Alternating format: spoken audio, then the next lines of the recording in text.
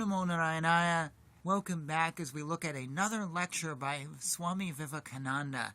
So, today's lecture has two unique things I want to mention about it first.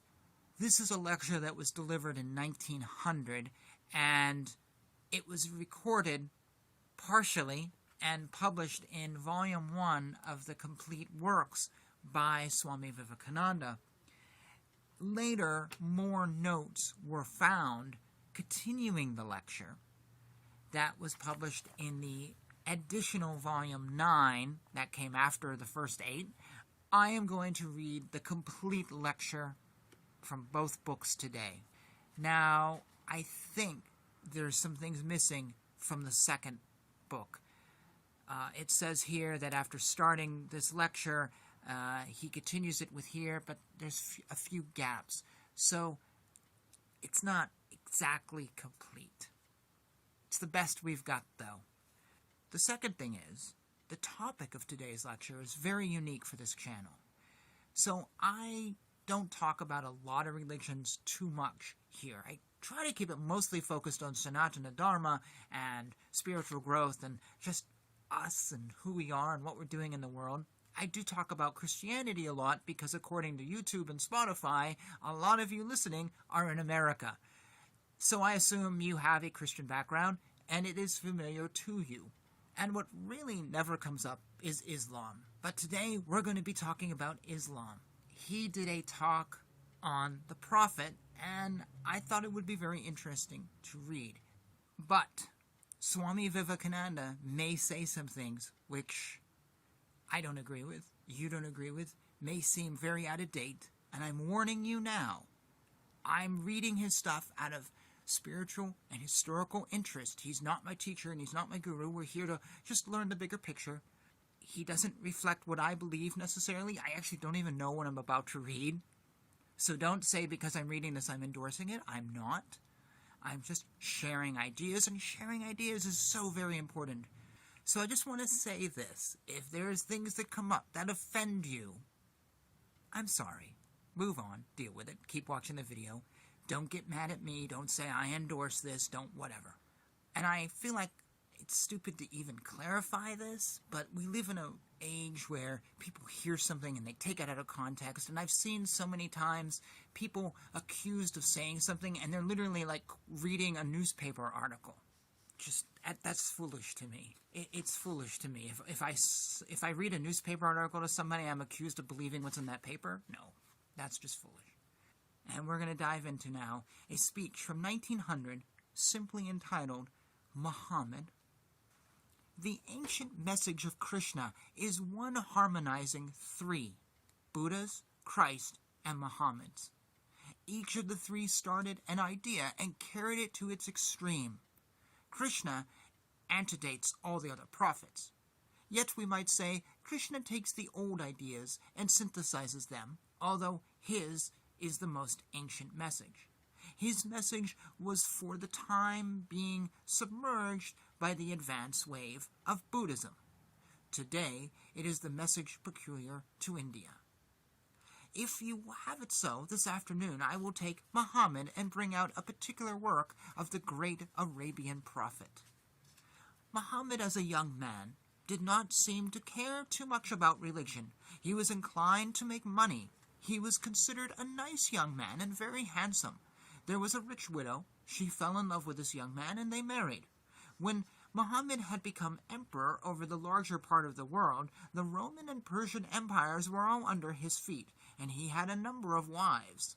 When one day he was asked which wife he liked best, he pointed to his first wife. "'Cause she believed in me first," he said. "Women have faith, you know. Gain independence, gain everything, but you women, please do not lose that characteristic." Muhammad's heart was sick at the sin, idolatry, and mock worship, superstitions, and human sacrifices, and so on. The Jews were degraded by the Christians. On the other hand, the Christians were worse degraded than his own countrymen. We are always in a hurry. But if any great work is to be done, there must be great preparation. After much praying, day and night, Muhammad began to have dreams and visions. Gabriel appeared to him in a dream and told him that he was the messenger of truth. He told him that the message of Jesus, of Moses, and all the prophets before would be lost, and asked him to go and preach. Seeing the Christians preaching politics in the name of Jesus, seeing the Persians preaching dualism, Muhammad said, "Our God is one God. He is the Lord of all that exists. There is no comparison between him and any other. God is God. There is no philosophy, no complicated code of ethics. Our God is one without a second, and Muhammad is the prophet." Muhammad began to preach it in the streets of Mecca. They began to persecute him, and he fled into the city of Medina. He began to fight, and the whole race became unified. Mohammedanism deluged the world in the name of the Lord, the tremendous conquering power it had. You listening to me have very hard ideas, and so are superstitious and prejudiced. These messengers must have come from God. How else could they have been so great?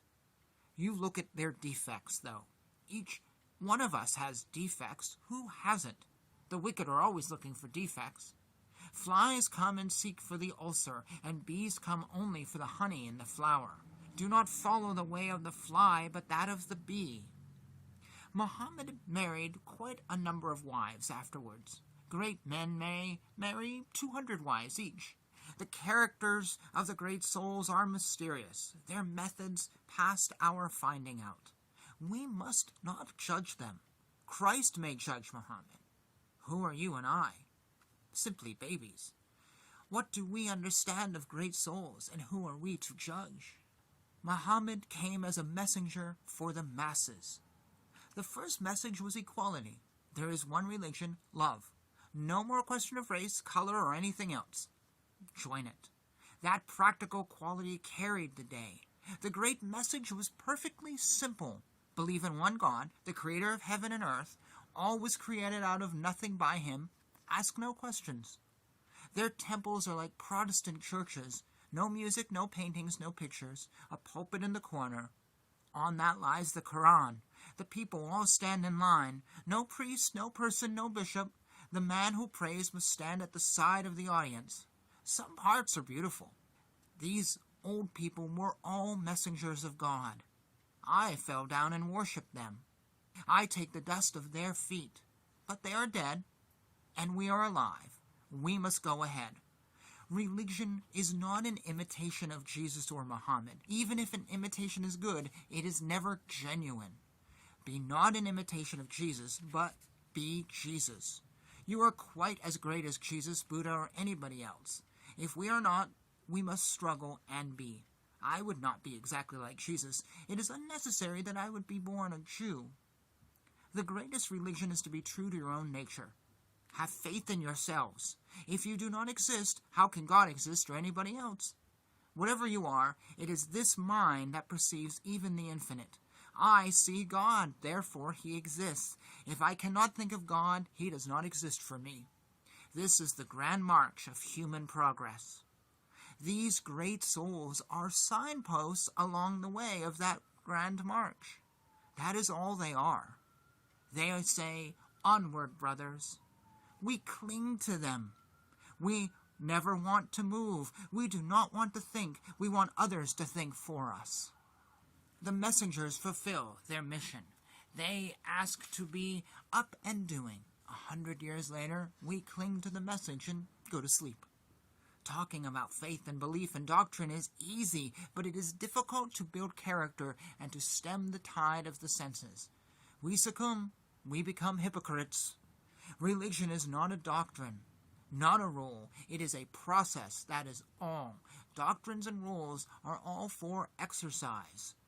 By that exercise, we get strong and at last break the bonds and become free. Doctrine is of no use except for gymnastics. Through exercise, the soul becomes perfect. That exercise is stopped when you say, "I believe," whatever. As it is said in the Bhagavad Gita, whenever virtue subsides and immortality abounds, I take human form. In every age I come for the salvation of the good, for the destruction of the wicked, for the establishment of spirituality. Such are the great messengers of light. They are our great teachers, our elder brothers, but we must go our own way. Each great messenger not only creates a new order of things, but is himself the creation of a certain order of things. There is no such thing as an independent active cause. All causes are cause and effect in turn. Father is father and son in turn. Mother is mother and daughter in turn. It is necessary to understand the surroundings and circumstances into which these great messengers come. This is the peculiarity of civilization. One wave of a race will go from its birthplace to a distant land and make a wonderful civilization. The rest will be left in barbarism. The Hindus came into India, and the tribes of Central Asia were left in barbarism. Others came to Asia Minor and Europe. Then you remember the coming out of Egypt by the Israelites. Their home was the Arabian desert. Out of that springs a new work. All civilizations grow that way. A certain race becomes civilized. Then comes a nomad race. Nomads are always ready to fight. They come and conquer. They bring better blood, stronger physiques. They take up the mind of the conquered race and add that to their body and push civilization still further. One race becomes cultured and civilized until the body is worn out. Then, like a whirlwind, comes a race strong in the physical, and they take up the arts and the sciences and the mind and push civilization further. This must be, otherwise the world would not be. The moment a great man arises, they build a beautiful mythology around him. Science and truth is all the religion that exists. Truth is more beautiful than any mythology in the world. The old Greeks had disappeared already. The whole nation lay under the feet of the Romans, who were learning their science and art. The Roman was a barbarian, a conquering man. He had no eye for poetry or art. He knew how to rule and how to get everything centralized into that system of Rome and to enjoy that. That was sweet, and that Roman Empire is gone, destroyed by all sorts of difficulties, luxury, a new foreign religion. Whenever a new religion tries to force itself upon another race, it succeeds if the race is uncultured. If the race is cultured, it will destroy the religion. The Roman Empire was a case in point, and the Persian people saw that. Christianity was another thing with the barbarians in the north, but the Christianity of the Roman Empire was a mixture of everything, something from Persia, from the Jews, from India, from Greece, everything. The race is always killed by war. War takes away the best men, gets them killed, and the cowards are left at home. Thus comes the degeneration of the race. Men become small. Why? All the great men become warriors. That is how war kills races, takes their best into the battlefields. Then the monasteries. They all went to the desert, to the caves for meditation. The monasteries gradually became the centers of wealth and luxury. The Anglo-Saxon race would not be Anglo-Saxon but for these monasteries. Every weak man was worse than a slave. In that state of chaos, those monasteries were centers of light and protection. Where cultures differ very much, they do not quarrel. All these warring, jarring elements were originally all one, and in the midst of all this chaos was born a prophet named Muhammed. And thus ends this lecture. So I'm a little shocked. He actually, I think, gave a rather good endorsement of Islam. What surprised me was the way he treated some other things. He said uncivilized and barbarism. Like the Hindus came into India and the tribes of Central Asia were left in barbarism. I don't know if we want to say that. Or one race succeeds because another is uncultured. I don't know if I want to say that. So it's kind of interesting what he said here. Now, obviously, today, as I make this video in the 2020s, the relationship and the views of someone practicing Hinduism and those practicing Islam may not be what Swami Vivekananda says. I understand and I recognize that while someone in the West, here in America, may have a very different view of Muhammad, I got that. That is for a whole other video. I'm not ignoring that, and actually, Swami Vivekananda might be a little optimistic, way more than some of his compatriots, maybe. I got that. And I might be stepping in weird territory by even reading this. I understand all of that. I am simply looking at Swami Vivekananda kind of in a bubble, and please accept my apology for doing that. I just really want to see what he says.